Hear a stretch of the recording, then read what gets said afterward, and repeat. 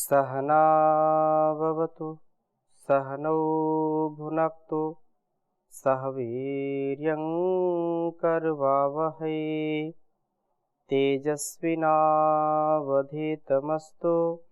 मा विद्विषावहै।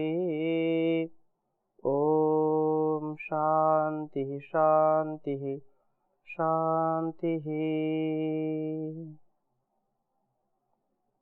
वैदिक जीवन पद्धति की इस कक्षा में आप सभी का हार्दिक स्वागत है, अभिनंदन है। वेदों अखिलो धर्ममूलम, वेद सब सत्य विद्याओं का पुस्तक है। वेद का पढ़ना, पढ़ाना, सुनना, सुनाना तथा अपने आचरण में लाना, मनसा वाचा कर्मणा वेदानुकूल आचरण करना, वेद की आज्ञा का पालन करना, वेद के बताए गए मार्ग पर आरूढ़ होना, उस पर चलना, ये हम सभी का परम कर्तव्य है। वेद विमुख होकर के, वेद के प्रतिकूल, वेद विरुद्ध आचरण करके हम कभी भी जीवन को और इस जगत को श्रेष्ठ नहीं बना सकते हैं।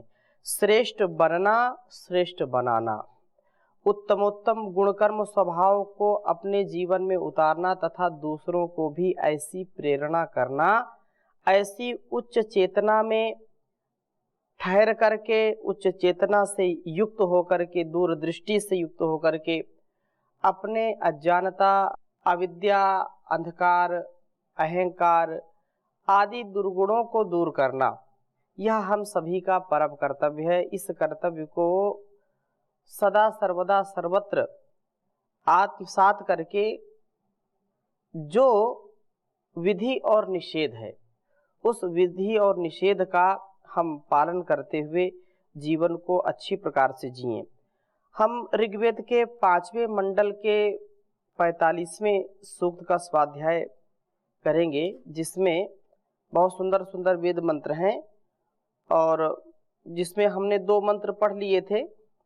अग्नि जागारः यो जागारः तम ऋचः कामयन्ते यो जागारः तम सामानयन्ति यो जागारः तमयं सोम आहा तवाहमस्मि सख्ये न्योकाहा। जो जागता है वही पाता है, जो सोता है वो खोता है, इसलिए जागिए, जागना है। जागो और जगाओ, इस दुनिया को, इस संसार को, इस शरीर को स्वस्थ बनाओ। स्वस्थ रह करके ही हम कुछ सेवा कर सकते हैं। तो आगे हम बढ़ रहे हैं। 15वें मंत्र में भी यही बात कही थी, अग्नि जागारा। जो जागरूक होता है वह अवश्य उन्नति के पथ पर चलता है।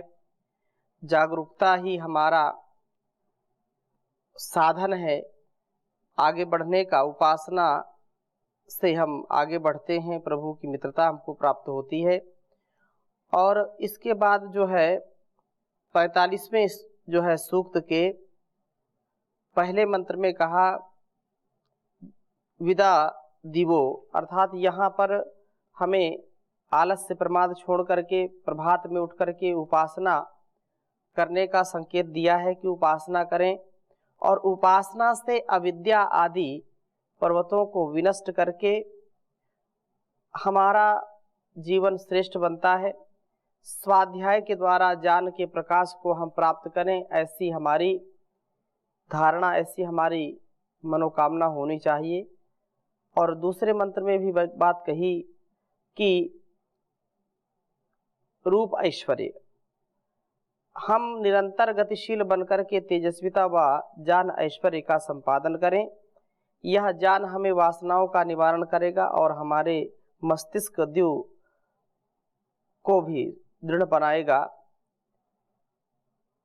तीसरे मंत्र में अविद्या पर्वत का विचलन इस प्रकार से उपदेश किया है।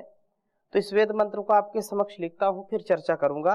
अविद्या क्योंकि सब अनर्थों का मूल है, अविद्या ही सब क्लेशों की जननी है, ऐसा कहा है।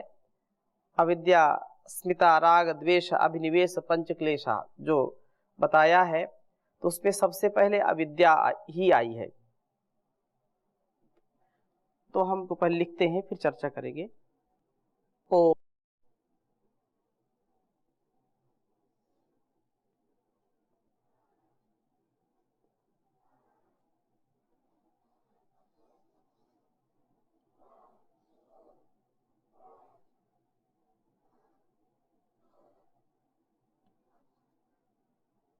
अस्मा उत्थाय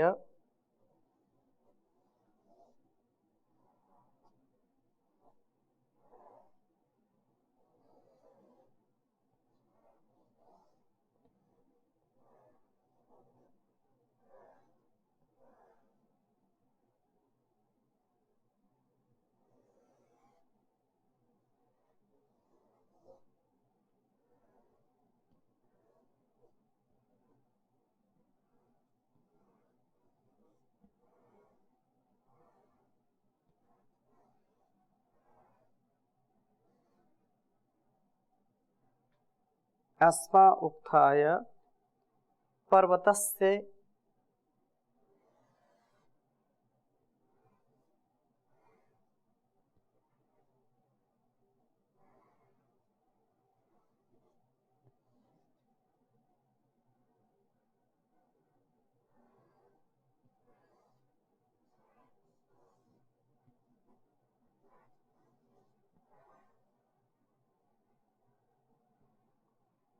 गर्भो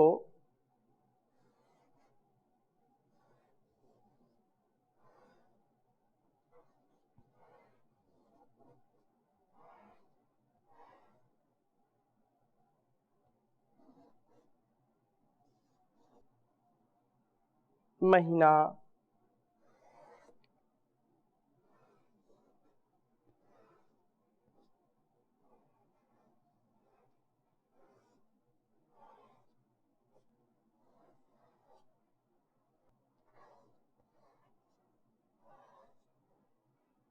पर्वतस्य गर्भो महीना जनुषे पूर्व्याय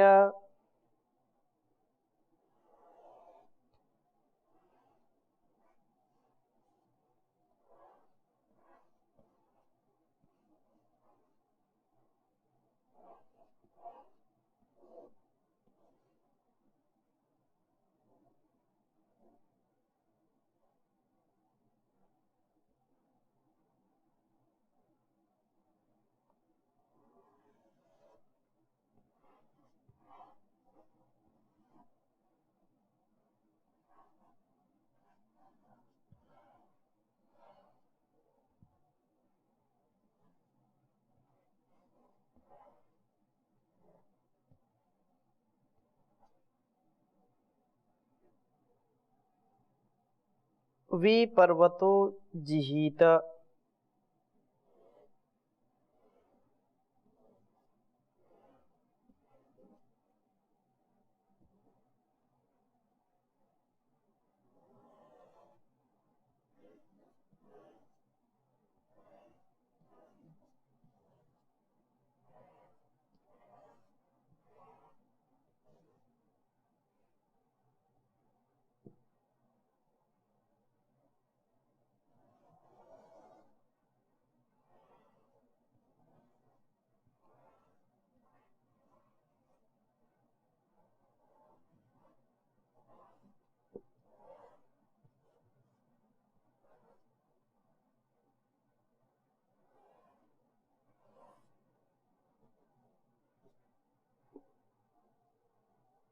साधत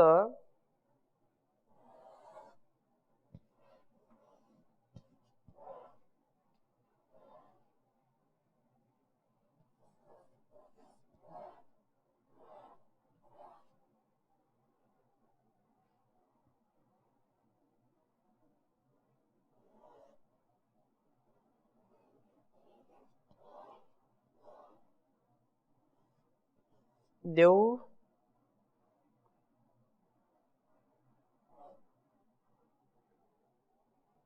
देवरा विवासंतो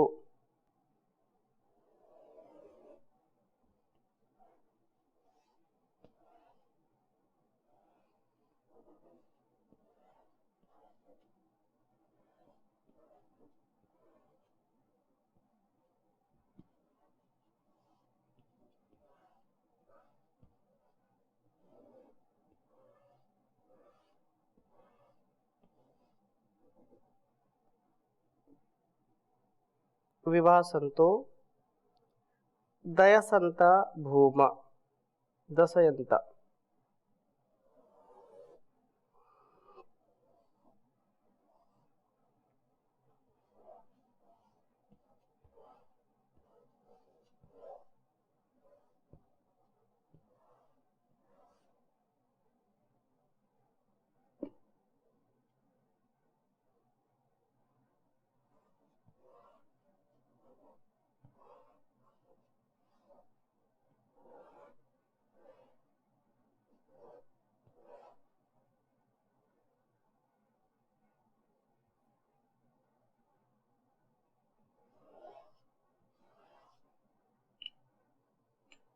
ऋग्वेद के 5वें मंडल के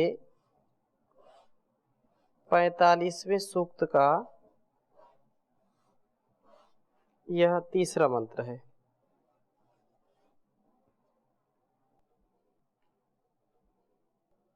ओम अस्मा उक्थाय पर्वतस्य गर्भो महीनां जनुषे पूर्वयाय विपर्वतो जिहीत साधता देवरावि वासंतो दस्यन्त भूमा। ओम अस्मा उक्थाय पर्वतस्य गर्भो महीनां जनुषे पूर्वयाय विपर्वतो जिहीत साधता देवरावि वासंतो दशयन्त भूमा। वेद मंत्र का भाव बहुत ही सुंदर है और हमको इस उपदेश को आत्मसात करके ऐसा ही व्यवहार करना चाहिए। अस्मयी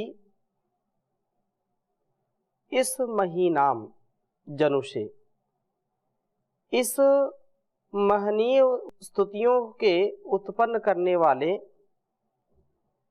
उक्थाय स्तोता के लिए पर्वतस्य अविद्या पर्वत का गर्भ, मध्य भाग ही क्या है पर्वतः, अविद्या पर्वत ही विजिहीता विचलित हो जाता है।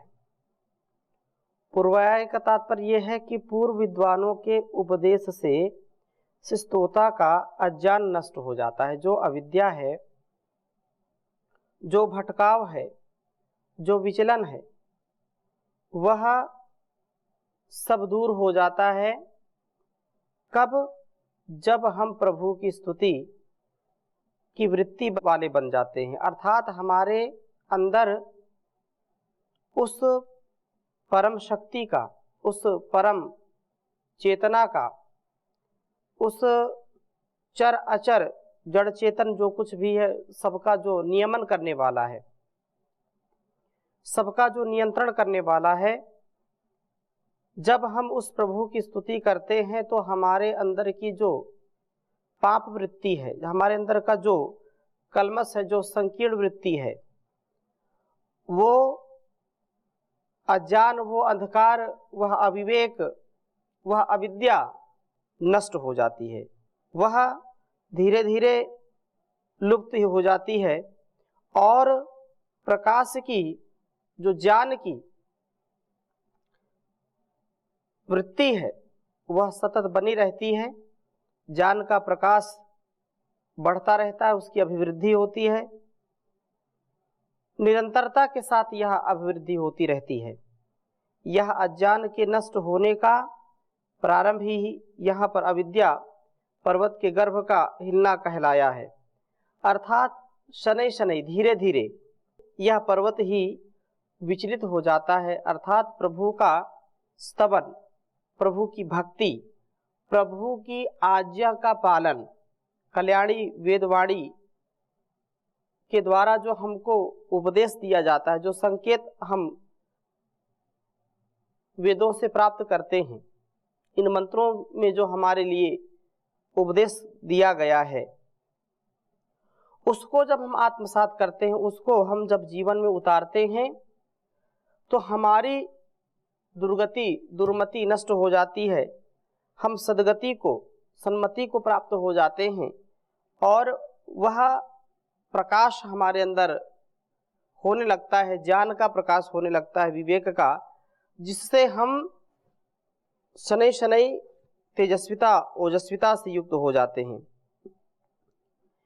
स्तोता के लिए द्यौः साधता, प्रकाश सिद्ध होता है, जैसा वेद मंत्र में कहा है। प्रकाश ही हमारे लिए कल्याणकारी है। अंधकार वो है जो हम अविद्या, अंधम तमः प्रविशन्ति, ये अविद्यामुपासते ततो भूय इव ते तमो यावु विद्यायामृताः। अन्य देवाहुर विद्या अन्य देवाहुर अविद्या इति सुष्टुम धीराणाम येनस्तद विचक्षिरे। विद्याम च यस्तद वेदो भयम सहा। अविद्या मृत्युम तीर्थवा विद्यामृतम अश्नुते। तो विद्या से ही हमको अमृत तत्व की प्राप्ति होगी। और जो लोग केवल झूठे अहंकार के लिए, दिखावे के लिए पढ़ते हैं या दुनिया को बतलाना चाहते हैं कि हमसे ज्यादा विद्वान कोई नहीं है, तो ऐसे लोग इस विद्या का अपमान करते हैं और वो अंधकार में प्रवेश कर जाते हैं। अंधम तमः प्रविशन्ति, जो बिल्कुल अंधकार है, जहां पर कुछ भी स्पष्टता नहीं है, कुछ दृष्टिगोचर नहीं होता है। इसलिए हम इन अंधकारों से बचें, इन कलमशों से बचें, हम विद्या से युक्त होकर के कार्य करें। क्योंकि विद्या विहीनः पशुभिः समाना, अर्थात विद्या से विहीन अर्थात अविद्या से युक्त, विद्या से मुक्त है तो अविद्या से युक्त है, और विद्या से युक्त है तो अविद्या मुक्त है। जहां दीपक है वहां प्रकाश होगा, जहां दीपक नहीं वहां अंधकार होगा। तो अंधकार और प्रकाश का वैर है, शत्रुता है। जहां दीपक रहेगा वहां अंधकार रह नहीं सकता, जहां पर सूर्य है वहां पर अंधकार टिक नहीं सकता है। यह यथार्थ है, शाश्वत है। तो इस दृष्टि से यही बात यहां कही है कि जो साधक हैं, साधना करते हैं, उपासना करते हैं, प्रभु की भक्ति में रहते हैं, उसकी आज्ञा का पालन करते हैं, उनका संपूर्ण कलमश जो अत्यंत चंचल चित्त है, अत्यंत चंचल प्रवृत्ति है, वे धीरे धीरे इस प्रवृत्ति से बच जाते हैं। और जब योगश्चित्तवृत्ति निरोधा की जो बात कही है, तदा दृष्टु स्वरूप अवस्थानम, उस समय साधक आत्मस्थ हो जाता है, स्वस्थ हो जाता है। क्योंकि उसको इस संसार का कोई राग, कोई द्वेष, कोई छल, कोई कपट, काम, क्रोध, लोभ, मोह, ये सारे जो दुर्गुण दुर्व्यसन हैं, दुर्व्यवहार हैं, ये उसके पास एक क्षण के लिए भी टिक नहीं सकते, इतना उसका प्रभाव हो जाता है। इसलिए ये बात कही है। और आविवासन्तः, सदा प्रभु की ही परिचर्या करते हुए ये लोग भूमा खूब ही दशयंता, काम, क्रोध, लोभ आदि शत्रुओं का विनाश करते हैं। क्योंकि काम, क्रोध, लोभ, मोह ही अनर्थ का मूल है। जब विषयों के प्रति, भोग भावना के प्रति, इस संसार के प्रति वासना आएगी तो ये दुर्गुण अपने आप आ जाते हैं, काम, क्रोध, लोभ, मोह। और यदि हम वेदानुकूल आचरण करेंगे, वेद के बताए गए मार्ग पर चलेंगे, तो वासना आएगी नहीं, अविद्या हमारे ऊपर छाएगी नहीं, तो हम इन दुर्गुणों से, दुर्व्यसनों से बच जाएंगे। जैसा श्रीमद् भगवद गीता में कहा, ध्यायतो विषयान पुंसः संगस्तेषु उपजायते, संगात संजायते कामः, कामात् क्रोधो विजायते, क्रोधात् भवति सम्मोहः, सम्मोहात् स्मृति विभ्रमः, स्मृति भ्रंशात् बुद्धिनाशो, बुद्धिनाशात् प्रणश्यति। एक जो श्रृंखला है, एक जो कड़ी है, उस कड़ी को यदि हम तोड़ना चाहते हैं, उस कड़ी से यदि अपने पतन को रोकना चाहते हैं, तो हमको जैसा संकेत इन वेद मंत्रों में मिलता है वैसा जीने का प्रयत्न करना चाहिए। अब ये नहीं होगा कि कोई व्यक्ति ज्वर से पीड़ित है, दवा भी खा रहा है और जो पदार्थ जो भोज्य सामग्री नहीं खानी चाहिए ज्वर में उसको भी दबा के खा रहा खूब भरपेट, तो उस औषधि का जो प्रभाव है वो कहाँ तक काम करेगा। जब हम संयम नहीं बरत रहे हैं, हमारे अंदर की लोभ की प्रवृत्ति, काम की प्रवृत्ति, हमारे अंदर वो जो वासनाएं हैं वो नहीं जा रही हैं, तो फिर कैसे कार्य चलेगा। अर्थात व्यक्ति रोगी ही रहेगा। रोग को मिटाना है तो चारों ओर से कार्य करना पड़ता है। विधि क्या है, निषेध क्या है, पथ्य क्या है, अपथ्य क्या है, भक्ष अभक्ष क्या है, ग्राह्य त्याज्य क्या है, धर्म क्या है, अधर्म क्या है, पाप क्या है, पुण्य क्या है। इन बातों पर हमको जरूर ध्यान देना चाहिए और जो हमारे लिए अकल्याणकारी है उस कार्य को कभी नहीं करना और जो कल्याणकारी है उसको करने से चूकना नहीं। अर्थात कुछ भी हो जाए धर्म के पथ से विचलित नहीं होना, विद्या के पथ से विचलित नहीं होना, आत्म पथ से, आत्म कल्याण के मार्ग से कभी विचलित नहीं होना चाहिए।